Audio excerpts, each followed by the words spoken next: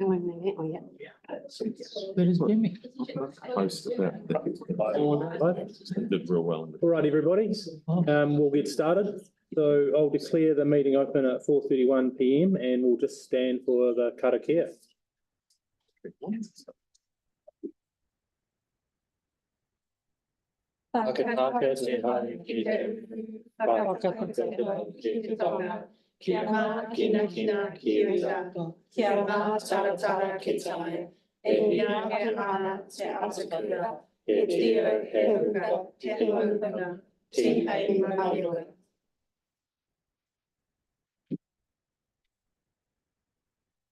All right, first up, we had apologies. So we have an apology from Linda Chen. Do we have any other apologies?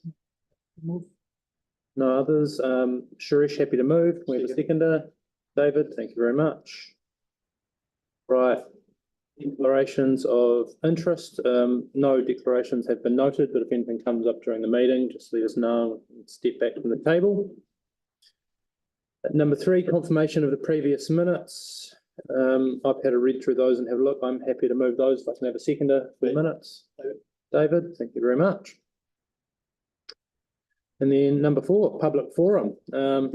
Hamish, you're first up. You want to come and take a seat and introduce yourself? Brilliant.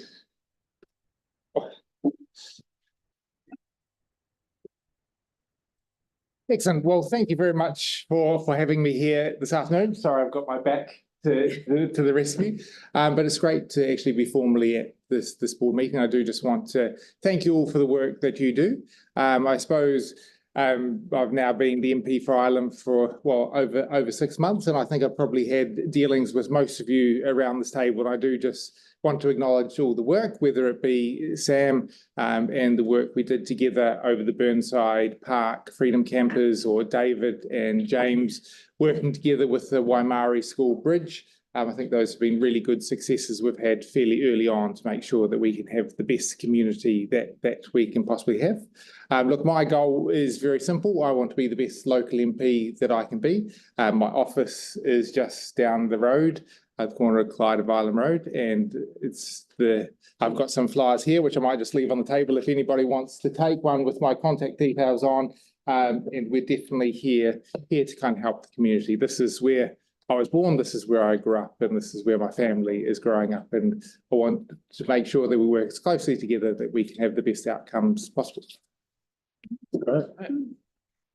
Roger. Yeah, cool. Thanks, Hamish. Hey, thank you so much for taking the time to meet with us and to establish the connection. Just out of curiosity, what are you noticing in Ireland that is sort of that number one issue that seems to be popping up a lot?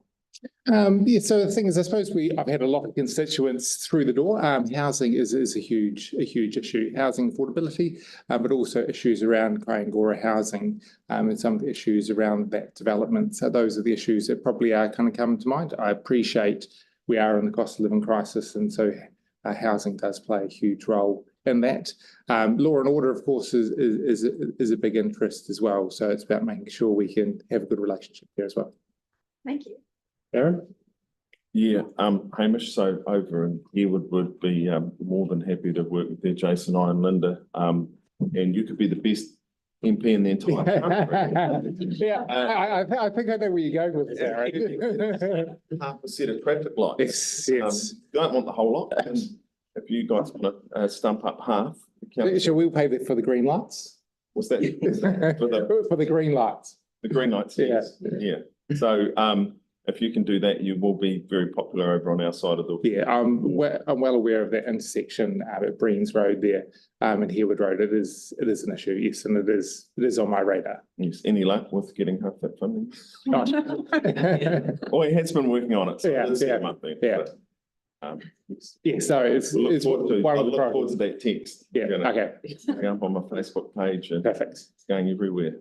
Perfect. New Zealand's best MP gets pre-written. It's Yeah. really Good. Good. Thank you. No pressure. Yeah. No pressure. All right. Thanks for coming in and Excellent. yourself. More Hamish. than welcome. Thank you. We'll see you soon. Yes. Thank you. Cool. Cheers. Having a traffic light party soon. Yeah. Right, so that's the only public forum we have for today. Moving on to number 5 on the agenda, deputations by appointment.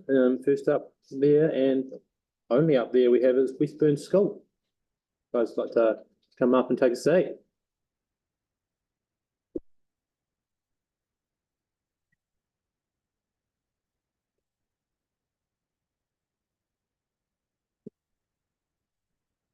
My name is Mia. And my name's Olivia. We are Year 8 students at Westburn Te Kura o Hiriora. We would like to discuss the safety of the Waimaere Road and Graham's Road roundabout. Next slide, please. The problems we see are cars go too fast through the roundabout, making it hard to cross. Drivers don't use their indicators correctly, so you can't tell where they're going. And people have been hit by cars trying to cross the road. Next slide, please. We interviewed fellow classmates and youth workers who either drive through the roundabout or try to cross it. They all mentioned that while the speed cushion pads have helped, more improvements are needed for safety, such as stronger safety bars, pedestrian crossings, and crossing lights. People also complained that drivers don't use the indicators correctly, making it unclear when it's safe to cross. One boy even shared his experience of being hit by a car. We are seeking a practical solution. We are seeking a practical solution to help children cross Waimāero Road safely. This could include a pedestrian crossing, traffic lights, signage indicating children crossing, or a combination of these. We also believe it's important for children to learn how to cross a roundabout and suggest implementing a program to teach this skill. Another concern is the limited length of the footpath on the east side of Waimāero Road, which only extends approximately 30 metres, leaving just one high-risk crossing point. Next slide, please. There are many reasons to improve crossing safety. The current speed of cars through the roundabout makes it extremely unsafe and scary, especially for school-aged children. Teaching children how to cross a roundabout is a valuable life skill they will need to learn. Next slide, please. And next one, please. Slide. Thank you. Thank you. Awesome. Thank you very much, guys. Anyone got any questions? Suresh? Not a question, but a compliment for coming in and during your school holidays. So that shows the passion you have on the subject. And on behalf of the board, we can say we have a topic coming soon where we will be discussing it. So thank you for your efforts. Thank you. Right. Thank Well you. Yeah, I've got one question. Yeah, Bridget. Now you might not know the answer to this, and that's completely fine, but there are a range of school speed safety initiatives that happen around the city. Do you know if your school is enrolled in any of them specifically? We're not sure. That's right, that's fine. We can get to that when we get to the topic later. But yeah, we might have a few ideas what we could do around teaching with the roundabout lessons. Yeah. Yeah. Cool. Anyone else? Aaron? So have you guys obviously yourselves tried crossing by the roundabout? Yes. So you know what it's like. How does that compare to when you go to a crossing where there's a set of traffic lights, no roundabout, just traffic, and you push the button and you walk across when the green man's flashing? What's better? It's so much easier to have the green man flashing because we feel safe and we're comforted that there's not going to be a car speeding right through there. Yeah. Okay. Cool. Thank you. Good Thank answers. you. Great. Awesome. Thank you. Thanks, guys. Thanks for coming in. All right, moving on to number 6, presentation of petitions. There are no petitions. And that moves us on to staff reports and item 7. The Graham's Road Safety Improvement Project Review. Gemma? Hi. So I'll take it the report as read, but just a quick background. The trial layout was installed in July 2023. It has been beneficial in reducing speeds and it's made journeys feel more positive, with them feeling safer and more relaxed. Over 50% of the people that we surveyed have agreed that it felt like it had improved the feeling of safety at the intersection as well. So when asked if there was anything to make people feel even more safer, there were some themes identified. This included changing the double lane approach and the types of traffic calming that we've installed. So we've installed speed cushions. as a test. They're a low-cost trial. The more permanent measure is the speed hump, which we are recommending, which we've done at Avonhead-Merrin intersections and even just up at Clyde Island as well. So staff investigated the removal of the left turn lane by completing traffic modelling. That was using a count from August 2021. Thankfully, it was a few weeks before COVID lockdown, so it is of a useful baseline that we can use. And whether the model did show that there would be an increase in queuing on Graham's Road, but the expected delay was very small because there's really no opposing traffic to those coming down Graham's Road. So our recommendation is just to trial the closure of the left turn lane, monitor that, and then we would come back to you for a decision report. We'd undertake counts and delay queuing surveys during that time. And then along with the formalisation of the speed cushions to speed humps, we could then run another survey and work with the school to see if that's made it any better. Hearing through reading all the submissions, there was a request for traffic lights. We currently don't have a budget for a new set of traffic lights at this intersection, but we can request that goes into a longer term plan. Really, we're just looking, I guess, at sweating the asset and sweating any low cost improvements that we can with the budget that we've got to try and make the children's journey safer to get them to school. It was interesting. I think it was even some drivers commented on how they felt when they were using the double approach lane from Graham's feeling squeezed, or people feeling cut off because people aren't indicating. So on hearing what the children said today, I'll see if we can work with comms to see if we do the trial or don't do the trial, we can look at maybe some marketing messaging around indicating and using roundabouts.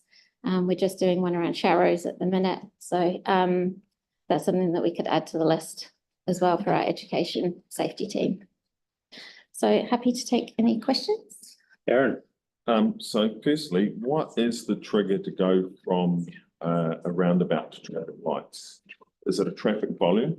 Because there must be particular pedestrian volumes that also trigger it, or not? It's a cluster of many things. Traffic volumes, traffic speeds, the amount of people using it on foot, by bike, and really the land uses around it.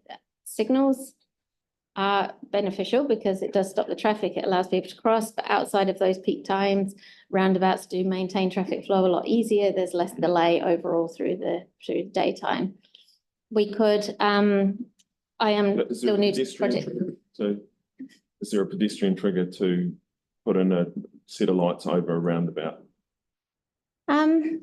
It's all dependent on how much traffic and speed is using that intersection. If it's like Memorial Avenue, you've just got lots of traffic and lots of people, then the lights kind of at Burnside are essential, really. But this is more of a neighbourhood intersection, if that makes sense. So if we can make the roundabout safer, like we know at Avonhead, Merrin, Withels, those traffic speeds have really reduced. We haven't had any further complaints, and we haven't had any recorded crashes that we know about yet. But it could be that instead of signalising the roundabout, we identify the desire lines from the people who are crossing. From reading the submissions, there's a lot of parents that won't let their children walk because it doesn't feel safe. So it could be that we make the roundabout as safe as possible and then look at a signalised crossing a bit further away that we could put into a plan. So when budget was available, we could make a safer crossing away from the roundabout, depending on which road is the most difficult to cross. Okay, and then the follow-up to that is a roundabout versus a stop sign, like a stop on. So what's the trigger for that? And are they any safer than a roundabout? So roundabouts are generally your safest because the number of conflict points. Oh, no, for drivers, for the cars, because the number of conflict points are less. Generally, we'll have splitter islands so that if you're a pedestrian, you'll cross in two goes and you'll look for the traffic that's coming. Some of the issue at Graham's Waimairi is that the left turn from Graham's Road is fast and the visibility is slightly restricted, especially if you're small, with the fence at the property on that corner. So option B, if we do keep that left turn lane, then we would look to put the speed hump on the exit as well, which is what we've just done over at Travis Bower, to make sure that people are maintaining a slower speed through the whole of the roundabout. Because sometimes we go over the speed hump and then there's a tendency to push off. So in option B, we've looked if the removal wasn't supported, that we would look at that traffic calming feature just to keep the journey slow all the way And through. then finally, on the, in the presentation just before, and it had the X for the lights, crossing with lights, what's that? In my presentation, No. in the children's presentation, I'd ask them to clarify if that's okay. It said in your presentation, had an image of crossing with lights. Can you clarify what that is? We wanted to have a crossing near the roundabout so that we can cross and we have lights by it. So it's like the little man that you did. And then. So an actual pedestrian crossing where the traffic would stop, or it just flashes yellow because you're crossing? Traffic stops them. Okay. Signal. And was that considered? So it hasn't been as part of this. Right. I've just taken this over from Georgia Green. Now she's not at council anymore. So I've been through all of the submissions, and if I can work with the school, we could maybe look at where a crossing could be if it's not needed at the roundabout. So we can make the roundabout safer because the kids still have to use the roundabout. But between the lack of footpath and the signals, if the signalized crossing is something that is desired, then that's something that we could look to. It would have to go into a program. Yeah. Because we do have a list of school crossings, but can it be that close to a roundabout? so we are trying one a roundabout. I know Auckland Transport have done quite a few where they've got crossings at the roundabout, and I think there's one in Nelson as well near. Did you say you're trialling one? So we are going to try Where's one down in Kashmir. We'll let Suresh get in with a question there. Sorry. Good one. But Suresh, you're up, mate. this kind of next phase is just still kind of the next part of this project's journey. It's not going to be the end. Yeah. Gotcha. I don't know if that's a good thing or a bad thing. Yes. Few questions from me. The school presentation talked of warning signage to alert the vehicular traffic that there are potentially children crossing. Yes. Has that been considered as part of this? So when we move forward with this, we'll make sure that we do an audit around the intersection to make sure that all of our permanent warning children's signs are up and that the school signs are up as well. That's any signage that we can use within the rules, we can definitely check on and make sure it's there. The second is, we had the trial with the temporary speed humps. As at the conclusion of the trial, if we say, let's just make those permanent, like the Bethel's marine one, which are working beautifully, I have to say, thank you for that, and just leave it at that and not implement the hump on the exit or don't close the left lane. Just make whatever is temporary permanent, and then maybe have another review in 6 months, 1 year time. I think that from staff's recommendation and listening to the children, that some of the speeds are still fast, that if you didn't want to proceed with option A, that option B with that with the hump on the exit would be the next best option, just because they are still having trouble reading the submissions crossing those two arms of the intersection. Because, having the roundabout is itself a speed lowering device because of the angle. Then we have a hump before the roundabout. If we start putting hump after the roundabout, where do we end? We will keep on having. Then the next thing is, after that hump, before the entrance of the school, people have started accelerating. And the cars do accelerate very fast these days. So, where do you go? How many humps can we put on the road the purpose of the road is also to carry traffic. And Yes. it's a very high density road. Yes, and I think that's where we are trying to balance safety and efficiency, and that we are just recommending it on that one exit. We're not recommending it on all of the exits because we are conscious that we do still need to move traffic through here as well as get the children safely to school. The angle of deflection through the roundabout isn't that great, so you can straight line it through the roundabout. So again, the next stage would probably be to look at what we did at Merrin Withels, and that's used the low-cost rubber add-ons to force people to go around the roundabout, which again, we could come back if we're still not getting those limits. But like I said, it is just the start of a journey, I guess, with the school and making sure that we can get them safely to school without causing a lot of disruption, I guess, for some car drivers. Right, thanks, Suresh. Bridget? So on the 24th of last month, June, we had a really great briefing with Good to Go, ways to get to school. And I see Ashley is in the crowd, who did the briefing. So specifically, the students mentioned about, some sort of program around education to know how to cross a roundabout. Is there some way that we could get the team from from Good to Go Ways to Get to School, that program, to curate a special program for this and to run that with Westburn? If it's okay, I'll ask Ashley to come to Yeah, the of table course. because I Yeah. want to say something. Not right. I'm looking at Yeah, we possibly can. It's probably more, so we don't go off the school grounds as such. So it's probably more beneficial that we loop in police on that. Okay. But it is definitely something the school just need to book in our stop, look, listen lessons. And we can run that with them. And then, yeah, police can look to do that extension of taking them out onto the road. But yeah, absolutely. They're already on our program anyway. But yeah, they just need to book in those lessons. All right, so maybe we can also work with our team to make that connection happen as well, because don't want to put it on the students to do that, but that's something that, yeah, we can, that's great that can happen. Awesome. Thank you, Ashley. No problem. Any other questions? Sam, Nicola, anything from you guys? No, I just think that's a really good idea because also, when crossing at traffic lights as well, when the lights green, you still have to look to make sure that cars aren't coming around that corner when, so I think something like that, an initiative like that would be really fantastic. Yep. Great. Okay, if there's nothing else from any of the board members, Aaron, last one. What would be likely as soon as that intersection would get traffic lights if it was dropped in as an option, or the board asked for it? I wouldn't be able to give you a time frame. I think it would have to go into the long-term plan and be considered against all the other transport projects.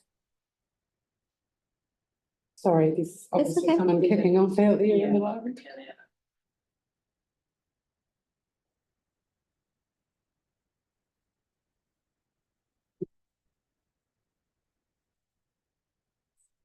We just have a recess for a couple of minutes. Take a couple of minutes, I think. I'm fine with it. Yeah. Was that who was knocking on the door? Yes. What was that? Sorry, guys. The distance here means I wasn't sure why that trailed away. Oh, sorry, James, there's someone No, sorry. kicking off in the library. The guys have just gone out to try and help. Ah, right. Okay. Understood. That's about the muscle.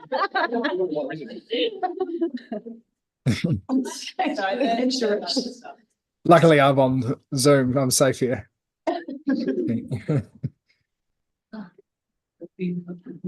What we discussed before, what we go with stuff.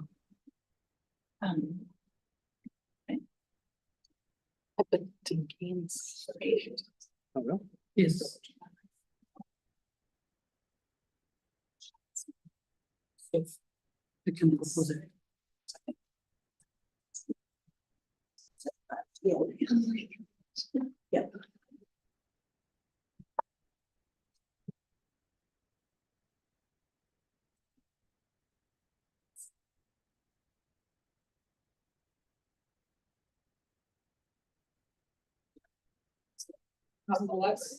No.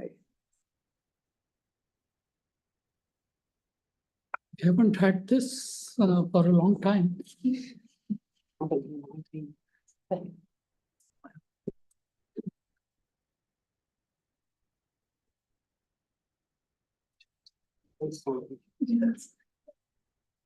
that's good. The voice.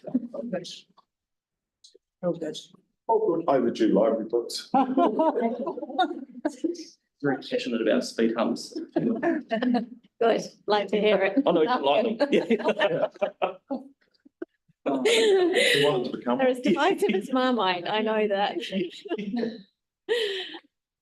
Love to hate. We just need to. Oh, cool. Yep. Yes. At least you were here. That's still here. He's just been the James, we're back. Sure. Yep. Cool. Thanks. So, can I propose to approve permanent speed humps, make the road marking, but leave the left turn as it is, and also not have the hump on the exit? So basically just convert the temporary to the permanent and see how it goes. Okay, so. Everyone else okay with that one? Do we need a seconder for that motion? So that's for option, Option 2 without this. yeah, what's the number of that? That's 3.42 without the departure. So option 2, yeah. Then come back. Any other comments or additions to that motion that anyone wanted to add? The only suggestion, but I don't know if it's something that needs to be formally put in, is just to have that connection made with a specific curated program for the good to go schools. We can probably just note that. Maybe just a note.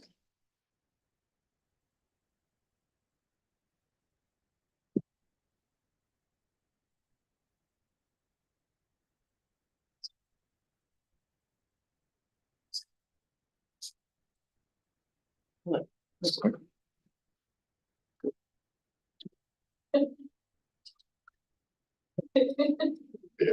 Oh, your brother. No, your brother. It's in Sydney. I'll just till Aidan's finished drafting that up. Why don't you just draft that, we chuck that up on the screen, Aidan? Yes.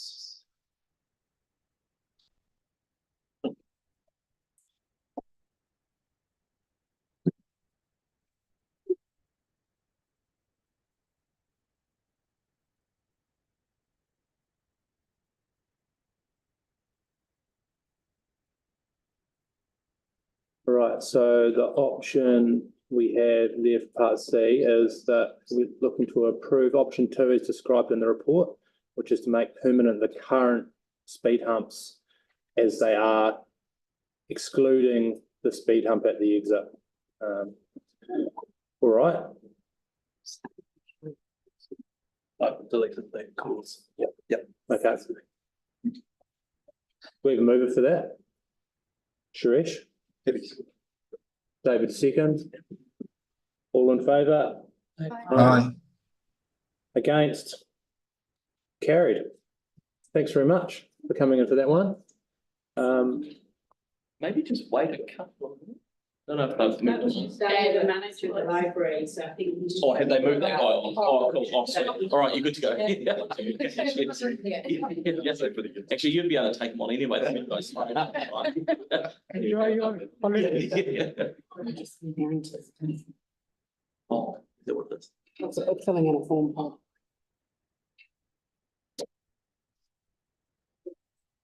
Right, with that, we move on to number 8, the stock control lines for the bus upgrade outside 346 Waimairi Road. So, Mansour?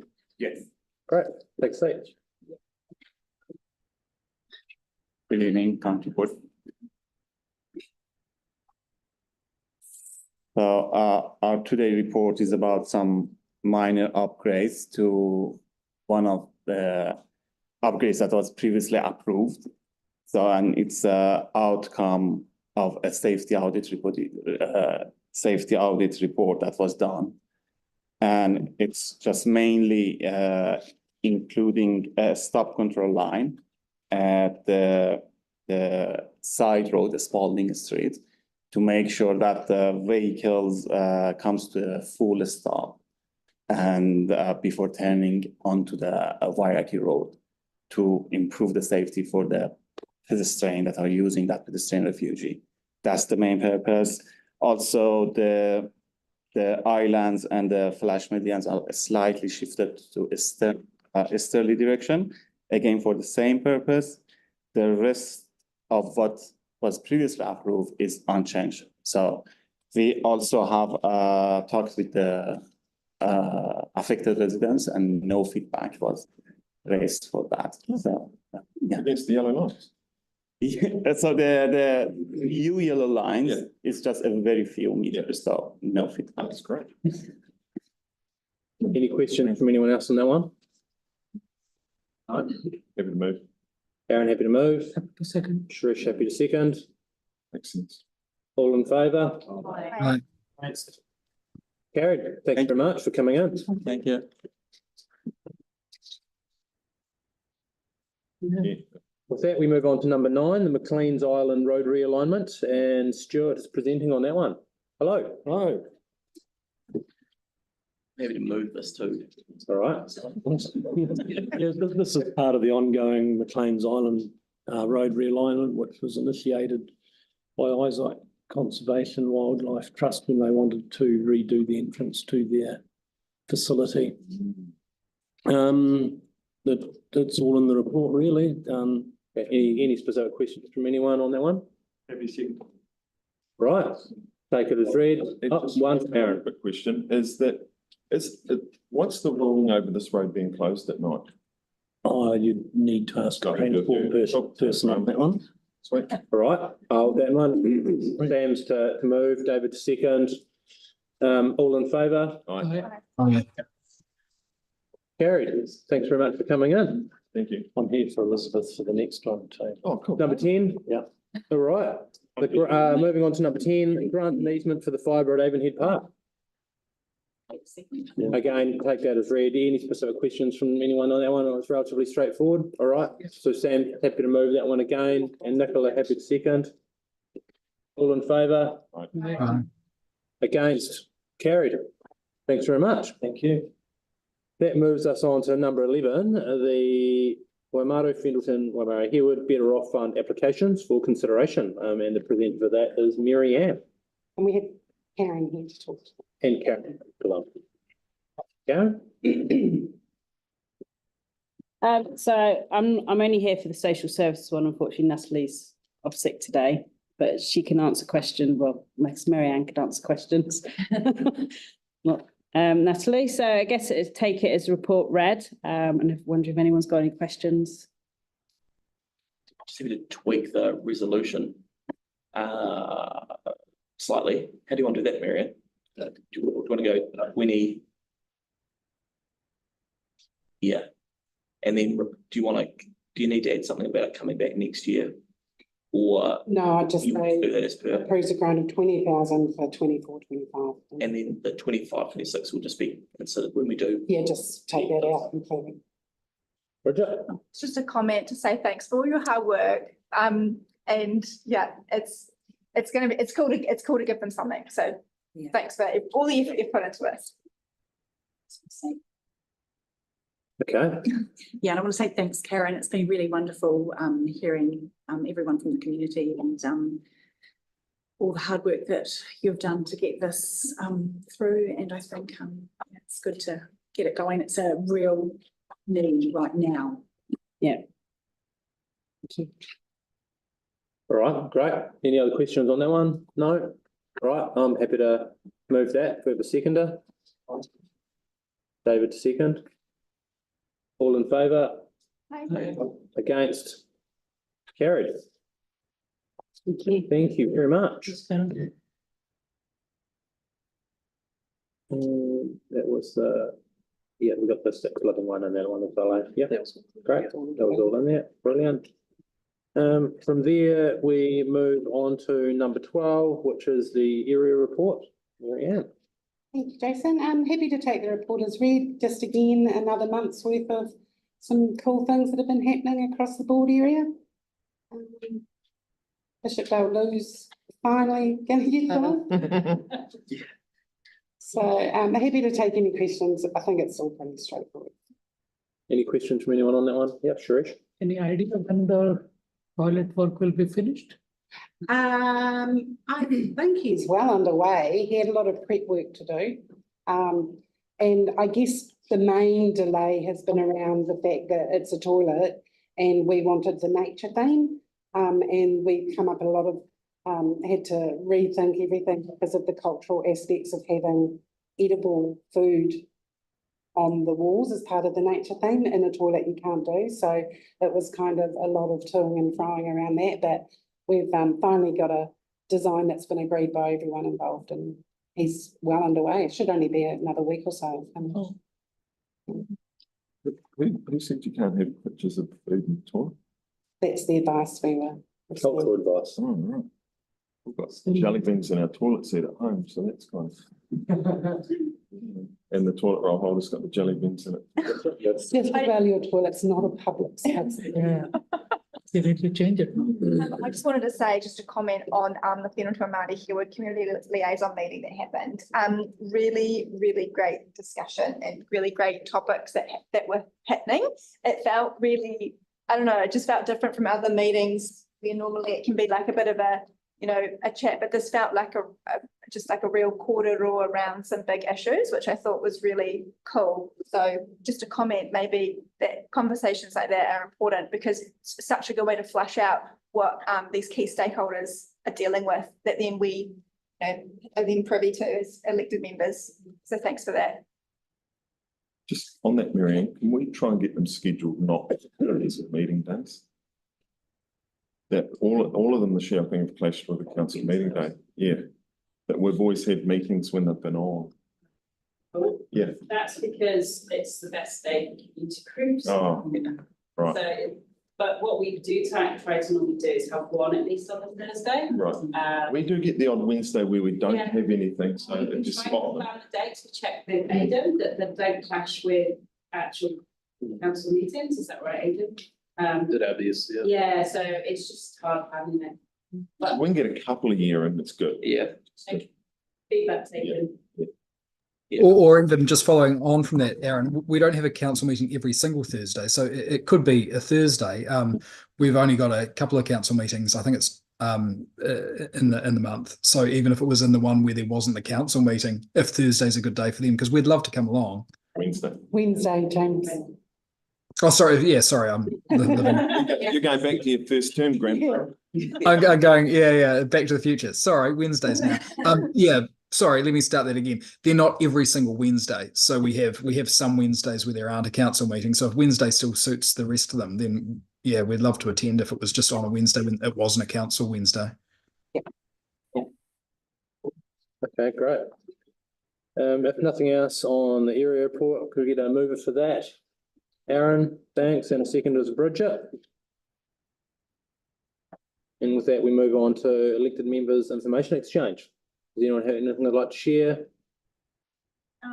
Yes, I'd just like to say thanks to Karen again. She's a superstar at the moment. We've finally got the Burnside community notices, community directory, sorry, not notices, directory all completed, and it looks absolutely fantastic. I have to say, Karen, it's amazing. She is amazing, worth her weight in gold. Real collaboration between often forgets people's names, but but it's a real collaboration between the people in the community, and it was real, it looks fantastic, and I think moving on to the next one and for the Avonhead area, I think will be really good, and it's fantastic. So have a good look. I'm sure there'll be fantastic feedback. So thanks, Karen. She's fantastic. Thanks, Karen.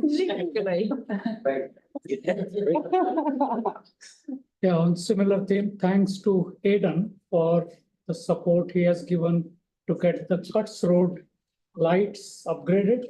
It is already making such a big difference, and please convey thanks to the staff because they have really shown pragmatism that 8 lights are still old while agreement between CCC and Orion happens, but the rest have changed.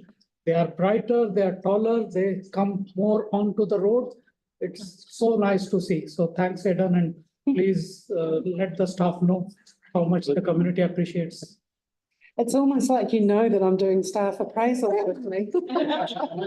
Well, I didn't, but good to know that. And just so Mary Ann doesn't feel left out, I just want to thank you, Mary Ann, for always sending me really positive texts when New Zealand's doing well at cricket. I just haven't had many texts lately. Thanks, Aaron. One from me. So there has been a bit of a spate of fly tipping. It's always been a bit of an issue down Dickie's Road, down the back of Belfast, but obviously with the cost of living crisis, and then also, what else was there? Some other factors. I think the dumping charges have gone up a bit in the last little while. That it's just the incentive sort of struggling to find places to dump rubbish is kind of one of those unintended kind of side effects that you see there, unintended consequences. And there has been, that is quite a popular area for that. So the community at the moment is currently investigating ways that they could potentially use to try and mitigate that. Now, those cameras that are on the corner of Blakes Road and Belfast Road have been quite effective in terms of reducing the antisocial behaviour down there. And so then they're looking at the potential for that to be an option, because there is only one way in and out of there. So if there was a camera that was there for that type of purpose, or even potentially other options, although some of the other options I just don't see being particularly viable, that's something they're investigating at the moment. Which could be a really good option, because talking to Tracy, one of the residents who lives down there, she's lived down there for years and it's always been a problem, but it's just worse than it's ever been. So it's just something. I think that email I saw recently was, I think it cost something like, time and effort to get out there, pick up all the rubbish and take it and dump it. It's $400, $500, $600 worth of effort that's going into that. And they're doing this on a very, very regular basis. So the amount of costs that between ECAN and council are incurring dealing with this, it might actually be worth investing in a more permanent solution to try and deal with it. Those photos that Charlotte sent through were massive loads. Massive piles. Yeah. Just ridiculous. So There was a boat dumped in. yeah, but no. Very personal. Yeah. Good one. All right. Yeah. It actually looked good. Yeah, just on a positive note, one of the things I haven't noticed as much is maybe it's just the wind and timing with the leaves. We didn't have a massive influx of resident requests and flooding complaints and things like that this winter. So maybe we just got lucky with when the leaves all fell and when the rain. Still time. There aren't that many leaves left. Yeah. No. Not that many leaves left. No, well, the sweepers have got round before we had, so it's an El Nino, so there's not much rain, so we've kind of dodged a bullet. And of course, in an El Nino with less rain, you get less leaf growth as well. So it's any comment on the LTP from any of the councillors on that process, where we landed, anything worth sharing that you guys want to? Terribly. I just flagged Jason, obviously, that we tried to deal with the Brynwood Road issue via the LTP. So, work that through with staff, and we got full assurance from staff that can be addressed within the next 3 years, so prior to the 27 financial year. I understand transport staff are going to go around the various boards though to see what their priorities are to incorporate that into a work program. But Lynette and the wider transport team and Mary as well, Chief Executive, have said that they will ensure that that's done, because it makes a joke of democracy if that isn't addressed the way that it has been. I think everyone understands the gravity of the situation from the community, and we're really appreciative of that. So we want to be responsive and deal with it in the best way that we can. So I think that was positive that we've got good assurance from staff anyway that will occur. So I thought that was good news. Actually, on that, James, we might as well be first board out the block. Shall we get staff to come and give us a list of all the resurfaces and rebuilds in our 3 ward areas over the next 3 years? That way, if we need to reprioritise, I can't see anything in my ward that should be ahead of Brynwood Road. So more than happy if they go, oh, we're doing that, and that, to go, well, can we swap? And just not dictate, but just local feedback saying, so if we can invite that. So they're developing their plan in September. Okay. And then once I've got in September, and then they're planning to come out to all the boards and go, this is what we've got in mind for you. Is this Mm. right? Do you want to move things around? Right. And have that conversation with you? Yeah, and I totally agree with you, Aaron, because I think that's sensible, not so much Brynwell Road per se, but just as a rule of thumb going forward. It's the community boards which know their local areas. It's grassroots democracy, and this is the entire point of it, to get that valuable feedback and have those conversations around aligning the capital program with the real needs of the community. So I think it's a good suggestion. I think it's because they're waiting on the transport NZTA funding, aren't they? Yeah, So that comes, no, what- that gets confirmed later, yeah, and then we're kind of good to go, so. Okay, all right, if there's nothing else, we'll finish with the karakia and then close the meeting. Everyone can please stand for that. One on the corner.